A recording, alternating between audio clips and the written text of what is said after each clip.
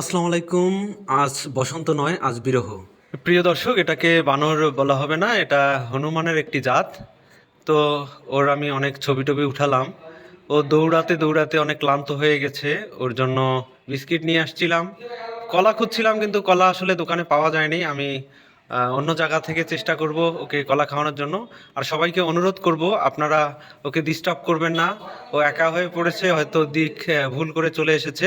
তো একটি কথা আছে, বনেরা বনে সুন্দর, শিশুরা মাতৃ করে। তেমনি এই মুখ পোড়া হনুমানটি আজকে সারাদিন ক্ষুধার্ত অবস্থায়, হয়তো সে হারিয়ে গিয়েছে, সে বন থেকে চলে এসেছে ভুল করে। তার সাথীরা নেই, তার বাচ্চা নেই, তার প্রতিবেশী নেই, কেউ নেই তার সাথে। সে ক্ষুধার্ত, তাকে কেউ বিরক্ত করবেন না। আর সে গাছে গাছে না বেরিয়ে সে তিস্তা ব্যারেজের উপরে দৌড়াচ্ছে।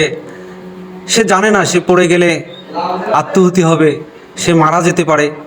তথাপি সে এই ব্রিজটাকে, আমরা মনে করছি যে সে ভ্রমণ করছে, এনজয় করছে এই ব্রিজটাকে, কিন্তু আসলে না, সে তার প্রতিবেশী আত্মীয় স্বজন সবাইকে হারিয়ে ফেলেছে। ও বন্যপ্রাণী সংরক্ষণের লক্ষ্যে বন অধিদপ্তর নামক একটা অধিদপ্তর আছে, যে অধিদপ্তরে আপনারা খবর দিয়ে এই প্রাণীগুলোকে সংরক্ষণ করার জন্য সহযোগিতা করতে পারেন। ধন্যবাদ, সকলেই ভালো থাকবেন।